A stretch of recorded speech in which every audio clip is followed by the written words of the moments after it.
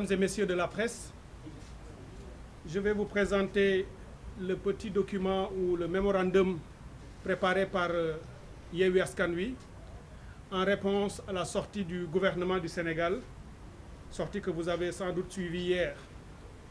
Nous le faisons pour l'histoire et pour que nul n'en ignore. Nous le faisons à la mémoire des 46 jeunes Sénégalais tués entre mars 2021 et juin 2023. Nous le faisons aussi pour ceux qui sont blessés et pour qui nous prions pour qu'ils retrouvent la santé. Et nous le faisons pour les centaines d'innocents emprisonnés dans les geôles du président Macky Sall. Hier, jeudi 15 juin 2021, la bande des 4 était de sortie. La bande des 4, les Men in Black, comme je les appelle, vous les avez vus avec leur costume sombre pour la circonstance, qui étaient tirés à 4 épingles comme pour se donner du courage. Et ils ont servi au peuple et à la communauté internationale un discours poussif, avec des arguments souvent tirés par les cheveux, visiblement gênés et parlant très fort, comme pour se donner justement beaucoup de courage, parce qu'on le sait, ils sont pour la plupart hantés par la mort de tous ces jeunes Sénégalais tombés entre 2021 et 2023.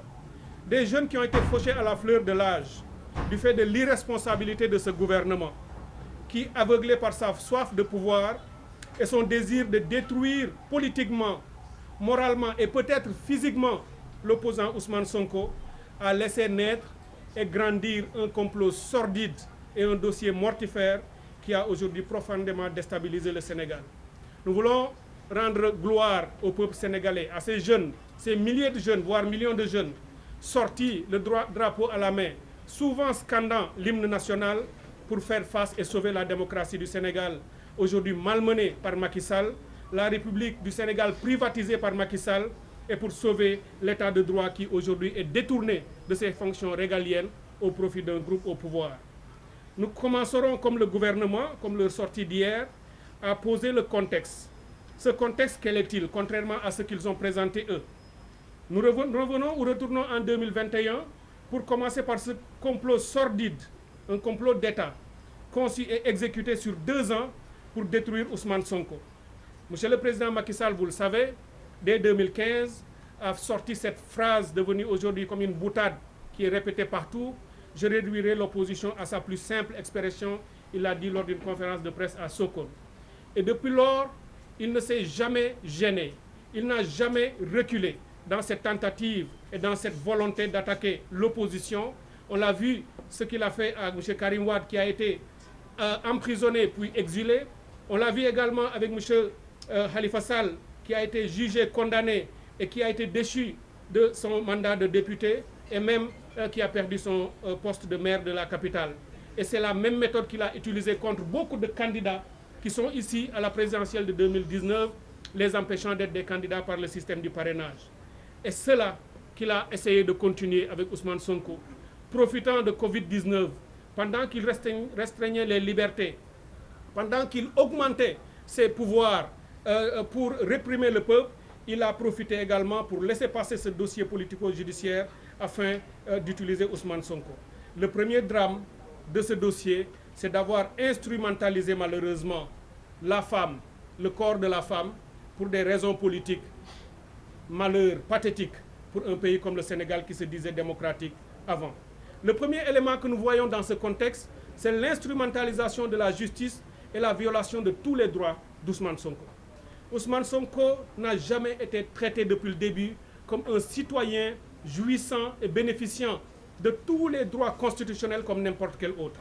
Dès le début, il a été agressé. On a ouvert une procédure judiciaire avec au début un contrôle judiciaire dont on connaît les tenants et les aboutissants, qui a débouché sur un renvoi à la chambre criminelle, également dans les conditions antidémocratiques et antidroits que l'on connaît, tout ça pour obtenir sa condamnation et l'empêcher d'être candidat en 2024. L'argument qui consistait à dire que Ousmane Sonko avait refusé de déférer aux convocations ne tient pas la route. Il le répète à satiété, disant qu'il y a eu de la violence. Au lieu d'aller répondre à la justice, il a préféré appeler à la résistance. Cela est absolument faux parce que les faits, bien au contraire, ne corroborent pas ou rejettent ces allégations.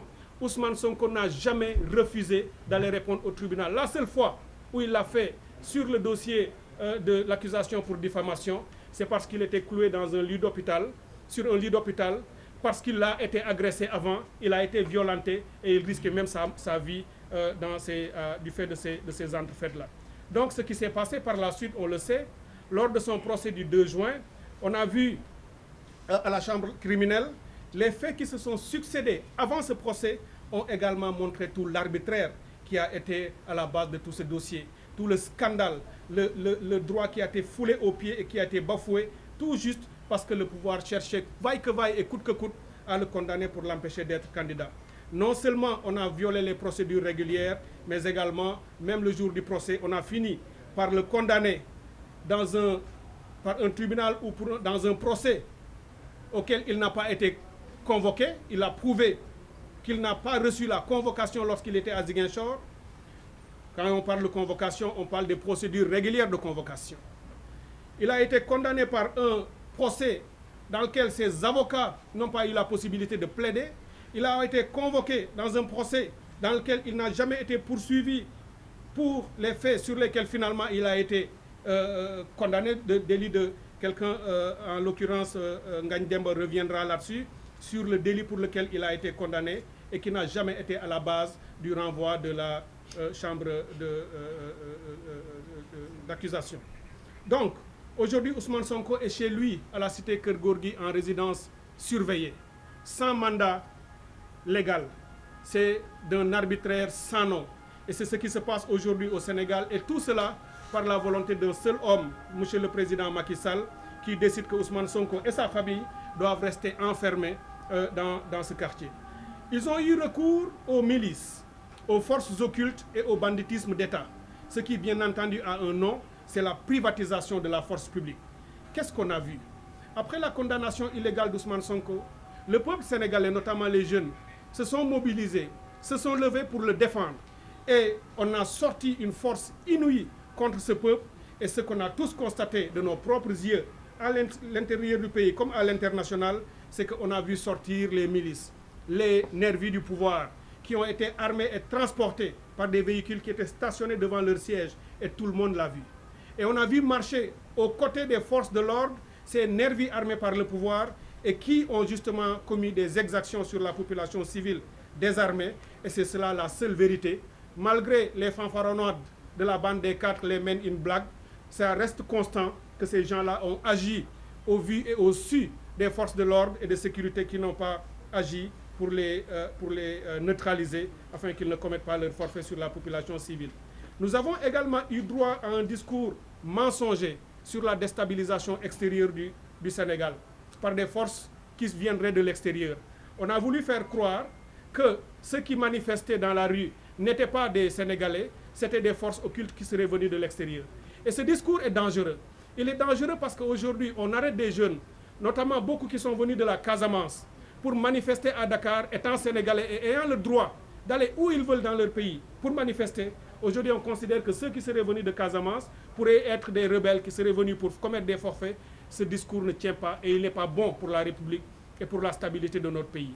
Et ce type de discours, parce qu'eux-mêmes, ils auraient pu avoir instrumentalisé leur nervis, ils auraient pu avoir manipulé leur nervis, leur mettant peut-être des cagoules, certains même étaient visibles, pour commettre les forfaits, les casses et les destructions, afin de les mettre sur le dos de l'opposition et des jeunes Sénégalais qui manifestaient. Ça également, Yewwi Askan Wi le rejette fermement.